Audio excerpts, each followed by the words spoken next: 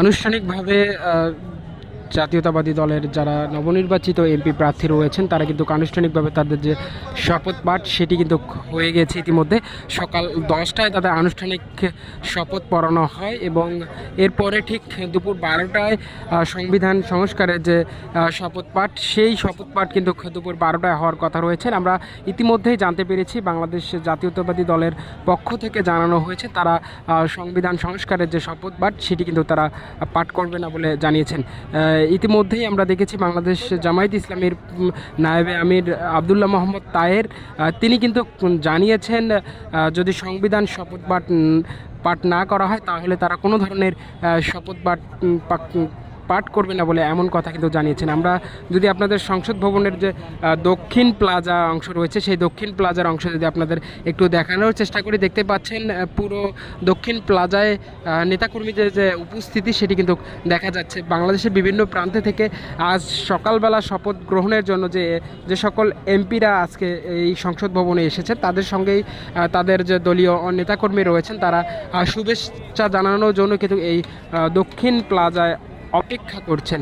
তাদের প্রিয় নেতার যে শপথ পাঠ অনুষ্ঠান সেই শপথ পাঠ অনুষ্ঠানে কিন্তু তারা এসেছেন। আমরা দেখতে পাচ্ছি পুরো খামারবাড়ি জুড়েই কিন্তু আইনশৃঙ্খলা বাহিনী মোতায়েন রাখা হয়েছেন এবং সংসদ ভবনের যে দক্ষিণ প্লাজার যে গেটটি রয়েছেন এখানে কড়া নিরাপত্তা বেষ্টনী রাখা হয়েছে। শুধুমাত্র যারা নির্বাচিত প্রতিনিধি রয়েছেন তারাই ভিতরে প্রবেশ করেছেন এবং এছাড়াও নির্দিষ্ট কিছু গণমাধ্যম কর্মীও কিন্তু সেখানে প্রবেশ করছে সে চিত্র কিন্তু আমরা দেখতে পেয়েছি।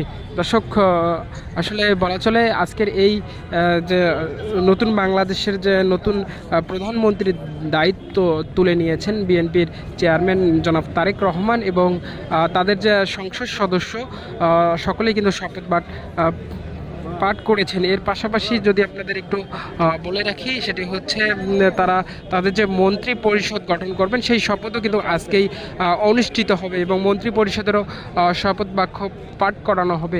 তবে বিএনপির পক্ষ থেকে জানানো হয়েছে তারা তাদের যে মন্ত্রী পরিষদ রয়েছে তার কাঠামো বড় করবে না এবং তারা ঠিক 30 থেকে 35 জন সদস্য বিশিষ্ট মন্ত্রী পরিষদ গঠন করবে এবং 9 থেকে 10 জন প্রতিমন্ত্রী তারা দিবে বলে তারা জানিয়েছেন। দর্শক, সরাসরি দেখানোর চেষ্টা করছি আপনাদের সংসদ ভবনের যে দক্ষিণ প্লাজার যে বর্তমান চিত্র সেটি কিন্তু আমি আপনাদের দেখানোর চেষ্টা করছি।